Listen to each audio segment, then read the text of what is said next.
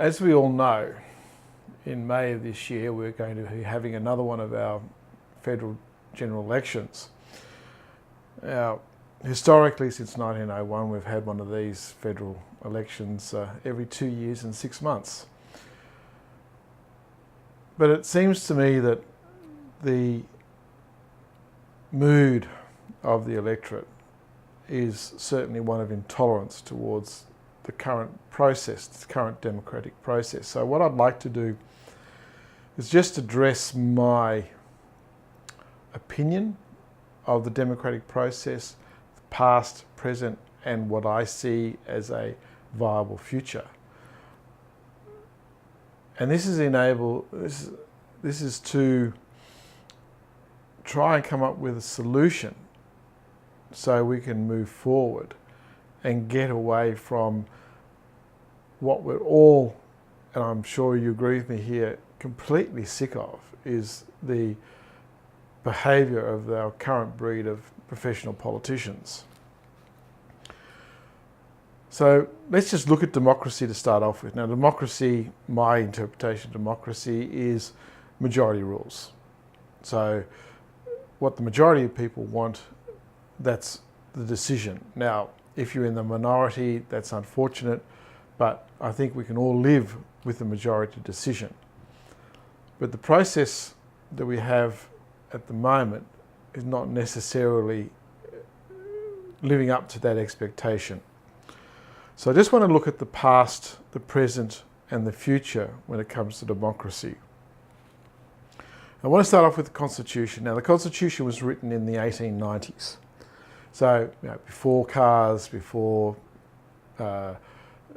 fast trains, before any of the electricity, telecommunications, all those sorts of things. None of that existed back in the 1890s.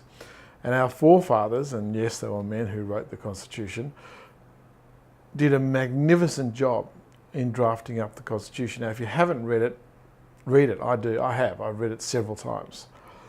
And it is a magnificent document, and it has served us well.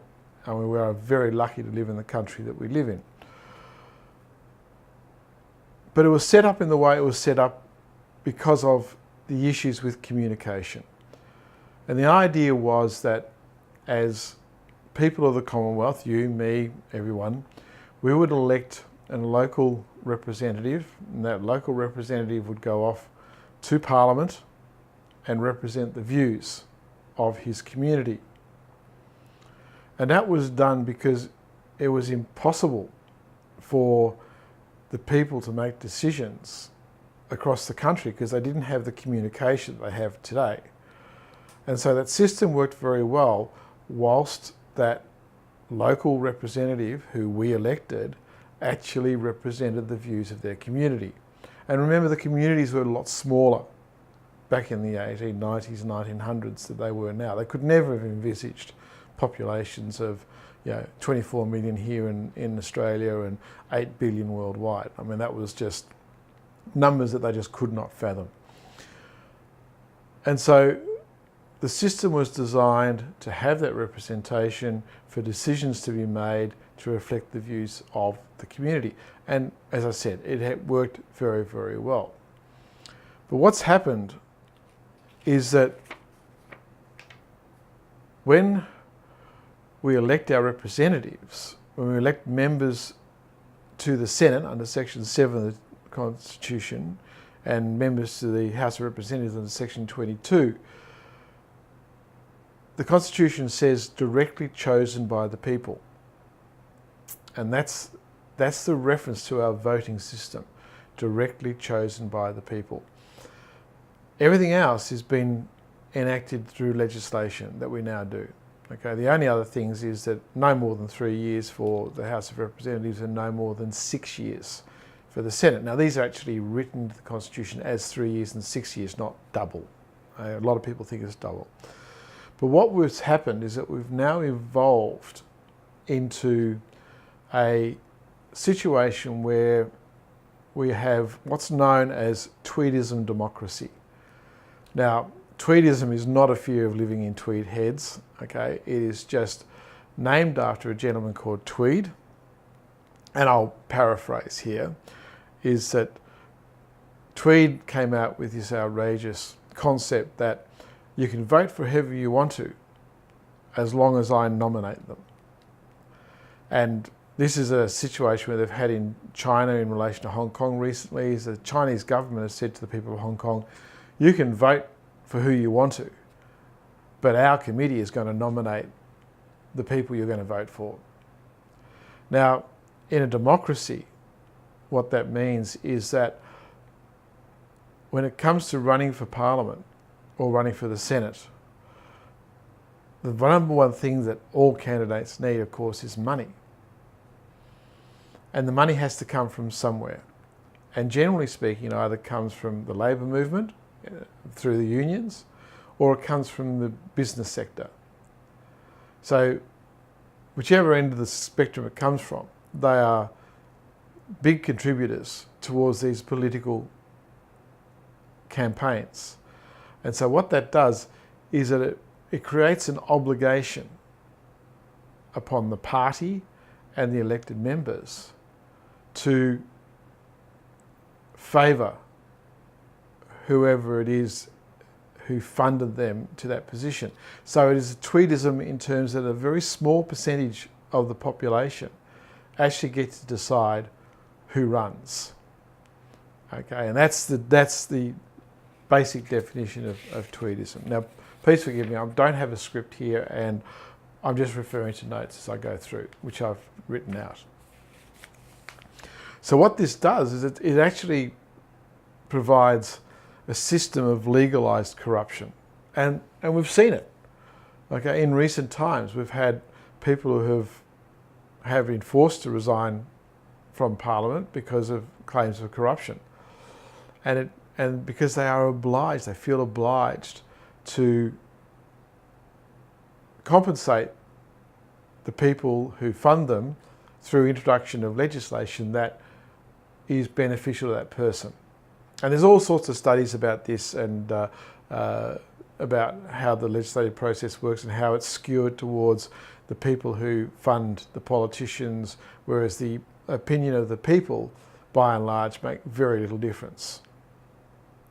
And so that's the situation that we've got ourselves into at the moment, is this situation where the money has to come from somewhere, campaigns are incredibly expensive, and so the people who put the money up are the people who get what they want. And that's just the reality of life. Now ask yourself, when was the last time you donated to a political party? Have you ever donated $10, $20 to a political party because you believed in that political party? Now the answer is, for most of us, probably no, because the membership of these political parties is not a huge percentage of the population. It's actually a very small percentage determining who we vote for. And it's our own fault, because we've got to a position where we're just so complacent about the process that we've given up. And so we now end up with people who are espousing right-wing ideologies. We must do this, we must do that. You know, this morning, let's ban the burqa. Well, banning the burqa is not a general election issue. If you want to look at something like that, and let's forget about Section 116 of the Constitution, because to actually ban the burqa, I would say you'd find would be deemed unconstitutional by the High Court of Australia and could not be enforceable. But that's another issue, and I'll talk about that another time. But what I'm on about is the future of democracy and how we can fix our current system of Tweedism. And the purpose of this is to minimise corruption and for all of us equally to have your say. So a lot of people say, I know what you're thinking. Elect me and I will make sure that we do what you're thinking. Now, that's not true, because they're just putting up what they think you are thinking. not what you're actually thinking, or not what you actually want. Now, what I am proposing, and my point of difference, is to introduce a method of focus voting, what I call focus voting. Now, focus voting really has only been available to us over the last 5 years. Before that, it was just not a possibility. But now, because of technology, it is a real concept that in actual fact is quite easy to implement. I'm not going to talk much about focus voting here at the moment, but it's just a policy that addresses the system of ensuring we have equal representation on the issues that count. Now, as an overview for focus voting, and without going into the details of it, which I'll do in a later video, the system of focus voting is to ensure that the process is 100% consultative, it's 100% inclusive, it's 100% democratic, it is extremely time efficient, and most importantly, extremely cost efficient. And what it does is it actually addresses the issues of what you want, not what someone says you want. Now, if you're interested in this idea, or you want to talk to me about other ideas, you can contact me on my mobile phone, which is 0481 239 177. That's 0481 239 177. My name is Nick Williams, and I will be running as an independent candidate for the Senate in the May 2019 general federal elections. Thank you.